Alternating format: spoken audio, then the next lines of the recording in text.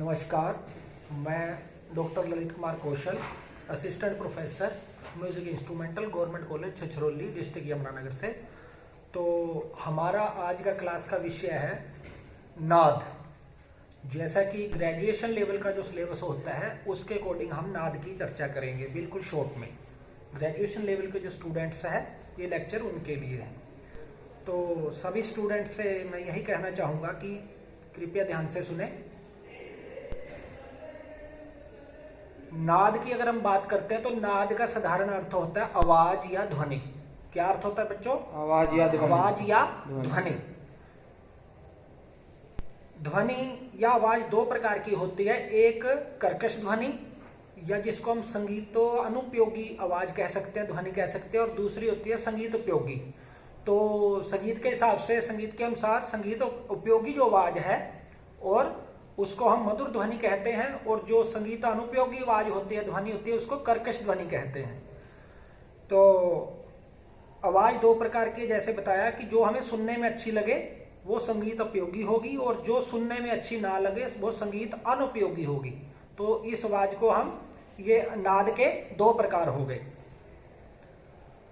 ऐसी आवाज को संगीत की भाषा में शोरगुल या कर्कश ध्वनि भी कहा जा सकता है, जैसे मैंने बताया। दूसरी आवाज वह है जो हमारे कानों को मधुर प्रतीत होती है, उसको हम संगीत उपयोगी आवाज कह सकते हैं, और जिसे सुनने में हमें काफी आनंद मिलता है। ऐसी मधुर आवाजों के विभिन्न प्रयोगों से संगीत का निर्माण होता है। यह आवाज ही संगीत का आधार बनती है। संगीत की दृष्टि से इन दोनों प्रकार की आवाजों का वर्णन हम इस प्रकार कर सकते हैं, जैसा कि मैंने पहले भी बताया, संगीत उपयोगी आवाज अथवा नाद, और दूसरा है संगीत अनुपयोगी आवाज अथवा कोलाहल या शोरगुल।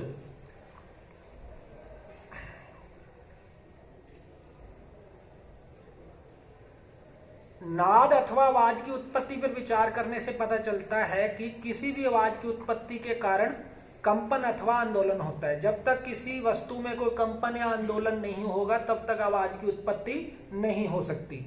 चाहे हम किसी चीज पे प्रहार करें, चोट मारें, घर्षण करें, या उसको हिलाएं, या तार की तरह उस पर आघात करें, या उसको छेड़ें, जैसे तानपुरे के तार छेड़े जाते हैं, स्वरमंडल के तार छेड़े जाते हैं, तो एक उसका कारण होता है ठोस, कि जब तक हम उस पर आघात, घर्षण या प्रहार नहीं करेंगे तब तक वो ध्वनि पैदा नहीं होती। और जो ध्वनि कैसे पैदा होती है? जब उसमें कंपन होगा या आंदोलन होगा, जिसको वाइब्रेशन कहते हैं इंग्लिश में। अब बात करते हैं कि नाद के भेद। नाद के दो मुख्य भेद होते हैं। नंबर एक अनाहत नाद, नंबर दो आहत नाद। कौन कौन से बताए मैंने? अनाहत नाद और आहत नाद। अब पहले अनाहत नाद की चर्चा करते हैं। जो आवाज अपने आप अर्थात बिना किसी चोट या रगड़ के उत्पन्न होती है। क्या कहा मैंने? जो आवाज बिना किसी चोट के या बिना किसी रगड़ के या प्रहार के अपने आप स्वयं पैदा होती है, उत्पन्न होती है, उसे अनाहत नाद कहते हैं। व्याकरण की दृष्टि से अनाहत अन जमा आहत दो शब्दों के मिश्रण से बनता है। अन का अर्थ ना अथवा नहीं है, और आहत का अर्थ है टकराना या आहट करना, शोर करना। ठीक है, जैसे कदमों की आहट होती है, तो ये उसी का पर्याय है। इसका अभिप्राय यह है कि जो आवाज किसी वस्तु के टकराने के बिना या अपने आप पैदा हो वह अनाहत नाद है। यह बहुत सूक्ष्म नाद है। इसको साधारणतः कान सुन नहीं सकते, परंतु कभी कभी कानों में उंगलियां डालकर साए साए की ध्वनि द्वारा इस नाद का अनुभव किया जा सकता है। कानों में उंगलियां डालते हैं ना, तो एक अपने आप एक आवाज हमें सुनती है, महसूस होती है, तो वो क्या है? अनाहत नाद का एक एग्जाम्पल है, एक उदाहरण है।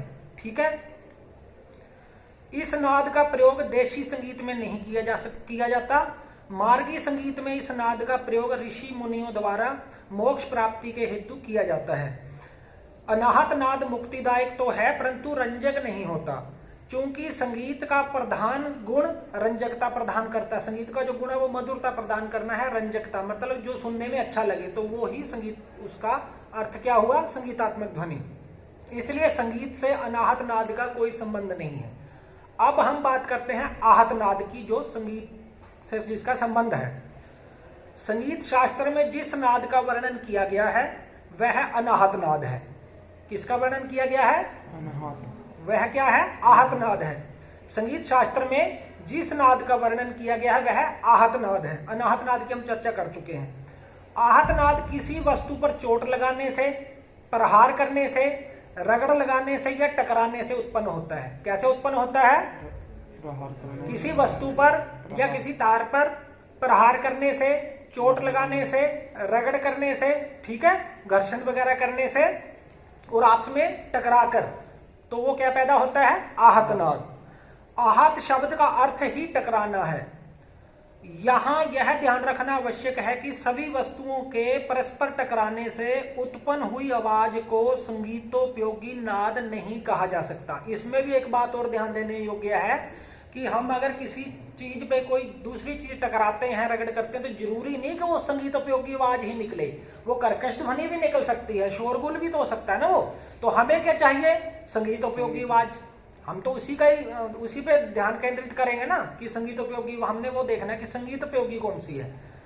किसी वस्तु के गिरने की आवाज, पत्थर पर चोट मारने की आवाज, बर्तनों के टकराने की आवाज आदि नाद अनियमित और अस्थिर आंदोलनों से उत्पन्न होते हैं, अतः वे बेसुरी या कर्कश आवाजें भी हो सकती हैं। इसलिए यह आवाजें संगीतोपयोगी नहीं हो सकती। संगीतोपयोगी नाद का संबंध तो केवल मधुर और सुरीली ध्वनियों से है। किससे है? मधुर और सुरीली ध्वनियों से। उसको हम संगीतोपयोगी ध्वनि या नाद कह सकते हैं, जो नियमित और स्थिर आंदोलनों के द्वारा पैदा होती है, जैसे सितार पर मिजराव से आघात करने से, वायलिन, सारंगी आदि वाद्यों पर गज की रगड़ से या घर्षण से, और तबला, मृदंग, पखावज आदि पर थाप देने से या हाथों के प्रहार करने से उत्पन्न हुई ध्वनियां संगीतोपयोगी आवाजें या ध्वनियां होती हैं। ठीक है, इनको आहत नाद कहते हैं। संगीतोपयोगी आहत नाद प्राय 3 प्रकार से उत्पन्न होता है। कितने प्रकार से? 3 प्रकार से। नंबर 1, किसी एक वस्तु का दूसरी वस्तु पर चोट मारने से अथवा टकराने से, जैसे तबला, ढोलक आदि वाद्यों पर हाथ से चोट मारने से और सितार की तार पर मिजराब से आघात करने से आवाज उत्पन्न होती है। एक तो कारण ये हो गया। दूसरा, किसी वस्तु का दूसरी वस्तु के साथ रगड़ने से, जैसे सारंगी, वायलिन इत्यादि वाद्यों पर गज की रगड़ से जो आवाज उत्पन्न होती है। एक तो प्रहार से होगी, दूसरी रगड़ने से, जैसे वायलिन या सारंगी पर गज को रगड़ते हैं या घर्षण करते हैं, घर्षित करते हैं, तो दूसरा कारण हो गया आवाज के पैदा होने का। तीसरा कारण क्या है? किसी वस्तु में हवा का प्रवेश करवाने से, जैसे हारमोनियम, बांसुरी, शहनाई आदि वाद्यों में हवा का प्रवेश करने से आवाज पैदा होती है। तो 3 कारण हो गए। पहला क्या था? टकराने से या प्रहार करने से। दूसरा क्या था? घर्षण करने से या रगड़ने से। तीसरा, हवा का प्रवेश करवाकर, जैसे हारमोनियम में या बांसुरी में हवा भरते हैं। हवा भी 2 तरह से भरी जा सकती है, एक मुख द्वारा फूंक कर, दूसरी किसी कृत्रिम साधन द्वारा, धोंकनी आदि जैसे हारमोनियम में होती है। ठीक है, मतलब जो कृत्रिम साधन होता है, मुंह से तो ये नेचुरल हो गया कि हम फूंक मारकर हवा भर सकते हैं, जैसे बांसुरी में, शहनाई में फूंक मारते हैं, समझ गए, शंख में फूंक मारते हैं। इसी तरह हारमोनियम में तो फूंक नहीं मारते, तो वो कैसे है? धोंकनी होती है, इसके अंदर जो पंखा वगैरह लगा था हारमोनियम में। ठीक है, तो वो 2 कारण हो गए हवा भरने से। तो ये 3 कारण मेन है आवाज के पैदा होने से। अब नाद के गुण और लक्षण। नाद के गुण और लक्षण क्या क्या हो सकते हैं? नाद के 3 मुख्य गुण माने गए। कितने? 3। इन गुणों के आधार पर ही स्वर की सही पहचान की जाती है। इसको नाद के लक्षण भी कहा जाता है। ये 3 गुण है। नंबर 1, नाद का छोटा और बड़ापन। क्या? नाद का छोटा और बड़ापन। नंबर 2, नाद की जाति। ठीक है, जाति का अभिप्राय टिम्बर, टिम्बर ऑफ नाद मतलब श्रेणी। नंबर 3, नाद का ऊंचा नीचापन। ऊंचा नीचापन, समझ गए? किसका? नाद का। इसको कहते हैं पिच। ठीक है, तो दोबारा सुन लीजिए। नाद का छोटा बड़ापन, इसको इंटेंसिटी कहते हैं इंग्लिश में। और दूसरा, नाद की जाति, तो इसको टिम्बर कहते हैं। और तीसरा, नाद का ऊंचा नीचापन अर्थात पिच ऑफ साउंड। ठीक है, पिच जो होती है। अब बात करते हैं नाद का छोटा बड़ापन या तीव्रता क्या होती है। जो आवाज धीरे सुनाई दे उसे नाद का छोटापन कहा जाता है। जो हमें धीरे सुनाई देती है आवाज, उसे क्या कहते हैं? नाद का छोटापन कहा जाता है। जो आवाज जोर से सुनाई दे उसे नाद का बड़ापन कहा जाता है। दोबारा सुन लो, जो आवाज हमें धीरे सुनाई देती है उसको छोटापन कहते हैं नाद का, और जो आवाज हमें जोर से सुनाई दे उसे हम क्या कहते हैं, नाद का बड़ापन कहते हैं। नाद का यह गुण नाद को उत्पन्न करने पर निर्भर करता है। यदि हम किसी स्वर का धीरे से उच्चारण करें तो वह आवाज नजदीक तक ही सुनाई देगी। हमें कहां तक सुनाई देगी, नजदीक तक ही सुनाई देगी, उसे नाद का छोटापन कहा जाएगा।